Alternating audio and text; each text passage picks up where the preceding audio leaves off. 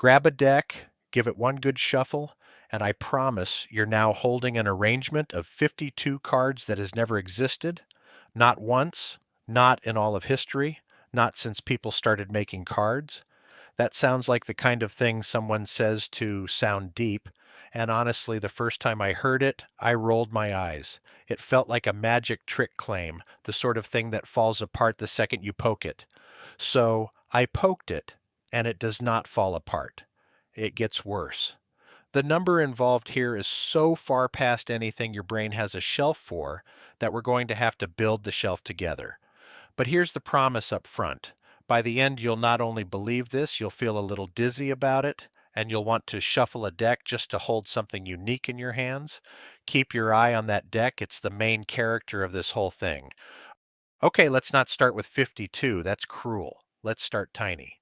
Two cards, ace and king. How many orders can they be in? Ace, king, or king, ace? Two. Now three cards, throw in a queen. Watch this. Whatever's in the first slot, there are two ways to arrange the leftovers. Three choices for the first card times two for the rest. Six orders, four cards, four times three times two, 24. See what's happening? Every time you add one card, you don't add a little, you multiply. You take everything you already had and fan it out again for each new position. That multiplying is the whole engine of this video, so I want it in your bones before the numbers get scary. Small stacks and still totally countable. You could write all six orderings of three cards on a napkin. 24 for four cards, fine. Big napkin. Hold on to that word. Multiply, not add. That distinction is the entire reason the ending is going to be ridiculous. This pattern has a name and a symbol, and I have to warn you the symbol is a little rude. It's an exclamation point. We write 4 factorial as the number 4 with a bang after it, and it means multiply 4 by 3 by 2 by 1. Mathematicians picked the most dramatic punctuation mark for the fastest growing thing on the menu, which, credit where it's due, is kind of perfect. So the number of ways to order a stack is just that stack size, factorial. 5 cards is 5 factorial, 120. 6 is 720. Notice we just jumped from 120 to 720 by adding a single card. The steps between numbers are getting huge, and we've only got 6 cards. I remember doing this by hand the first time and being genuinely annoyed at how fast my calculator started complaining. That annoyance? That's the correct emotional response. Lean into it. Let me show you just how fast this thing runs. Because a table of numbers doesn't do it justice, I'm going to plot factorial against a normal exponential, something like 2 to the power of, which people already think of as fast growth. For the first few steps, they're neck and neck, factorial's even behind, and then factorial just leaves. It doesn't pull ahead, it disappears off the top of the screen while the exponential is still crawling along the bottom. 10 factorial is already over 3 million. 15 factorial is more than a trillion. 20 factorial is bigger than the number of seconds since the dinosaurs. And we are nowhere near 52. We're not even halfway. This is the part where I want you to feel the floor tilt a little. Every card we add isn't a step, it's a leap. And the leaps themselves are getting longer. So when we finally line up all 52, the multiplying has had 52 chances to go berserk. All right, 52 factorial, deep breath. The number is about 8, followed by 67 more digits. Let me actually show you the whole thing because seeing it written out hits different than hearing 10 to the 67. There it is, 80 vigintillion. And no, I did not know that word before this either, and I refuse to use it again. 68 digits. For comparison, the number of atoms in your entire body is about 10 to the 27, a 30-digit-ish number. 52 factorial isn't a little bigger than that. It's that number multiplied by itself and then some. When people say astronomically large, they usually mean big. This is the thing that makes actual astronomy numbers look cozy. And it came out of the most boring object in your house, a deck of cards. No exotic math, no infinity, just 52 things and the word multiply repeated 52 times. Now, here's where I have to be honest because a big number alone doesn't actually prove the claim. You might reasonably say, okay, it's a huge count of possible orders, but people have been shuffling cards for centuries. Maybe all that shuffling has slowly filled up those possibilities, like footprints eventually covering a beach. That's a fair objection. I had exactly this thought and felt very clever for about 10 seconds. So we can't just wave the big number around. We actually have to count the other side. How many shuffles have ever physically happened in all of human history? If that number is anywhere close to 52 factorial, my whole promise is toast. So let's genuinely try to blow through 52 factorial by shuffling. Let's be absurdly generous about it. Let's cheat in our own favor at every step and see if we can even scratch it. Let's build the most ridiculous overcount of human shuffling ever. First, people. Say 100 billion humans have ever lived, which is already more than the real estimate. Now imagine every single one of them shuffled cards, not just card players, everybody, babies included. Don't overthink it. Now say each of those 100 billion people shuffled a deck once every second, nonstop, no sleeping for their entire life, and let's give them long lives, 100 years each. And you know what? Let's not even start at human history. Let's have them shuffling once a second since the Big Bang, 14 billion years. Every human who ever lived, every second since the universe began. That is a laughably impossible amount of shuffling, way more than reality by a mile. Let's multiply it all out and see what monster we get. Spoiler.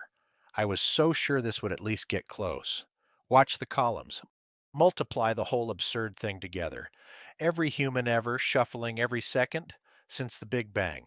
The grand total of shuffles is around 10 to the 28, 29 digits, give or take. Now put it next to 52 factorial, 10 to the 28 versus roughly 10 to the 67. Look at the gap. It's not close. It's not in the same postal code. 52 factorial is bigger by a factor of 10 to the 39. That's a 1 with 39 zeros. So even in this cartoon universe where everyone shuffles constantly forever, we've covered less than a trillionth of the possible orderings. The beach isn't covered in footprints. The beach is a continent, and we've touched a few grains of sand. This is the moment it clicked for me, and I actually laughed out loud because I'd been so confident the numbers would fight, and instead one of them just isn't showing up. But wait, there's a sneaky second objection, and it's a good one. So let's handle it properly. You might know the birthday paradox. In a room of just 23 people, it's more likely than not that two share a birthday, which feels way too low. Collisions happen sooner than you'd expect because it's not you versus everyone, it's every pair against every other pair. So maybe you think even with a giant number of possible decks, collisions between shuffles are lurking closer than my smug little bars suggest. Great instinct, genuinely. The birthday effect is real and it does pull the collision point way down. But here's the thing, it pulls it down to roughly the square root of the number of possibilities. And the square root of 52 factorial is still about 10 to the 33. That's still 100,000 times more than all the shuffles that have ever happened. Even the paradox that's supposed to surprise you can't rescue the collision. It loses too. Let me slow down and show you what a shuffle is actually doing to those cards because I think the mechanism is prettier than the number. A good riffle shuffle roughly interleaves the two halves, but not perfectly, and that imperfection is doing enormous work. Think of the deck's order as a single point in a space with 52 factorial locations. Every shuffle is a jump to a new point, and a well-shuffled deck is basically a random one. There's a famous result, by the way, that it takes about 7 riffle shuffles to properly scramble a deck. Fewer than that, and you can still see ghosts of the old order. But 7, and you're genuinely lost in that space. The point I want to leave you with is that you don't need some special mystical shuffle to land on a brand new order. Landing on a repeat is the miracle that basically never happens. New is the default, new is what's easy. I want to be a good sport and admit the one place this can break because glossing over it would bug me. The claim assumes a real shuffle, a properly randomizing one. If you take a brand new deck straight out of the box, it comes in a fixed factory order, hearts and spades all sorted. Millions of decks share that exact order right now, sitting in shrink wrap. And if you do a couple of lazy, careful shuffles, you might land somewhere that another lazy shuffler has also visited because you're both clustered near that factory starting point. The uniqueness isn't magic that protects any arrangement of cards. It comes from actually spreading out into that enormous space. So the honest version of the claim is this: shuffle properly, really mess it up, 7 good riffles, and then yes, you are almost certainly the first and last person ever to hold that exact order. Do it lazily, and you're just retracing common footprints near the start. So here's where we land.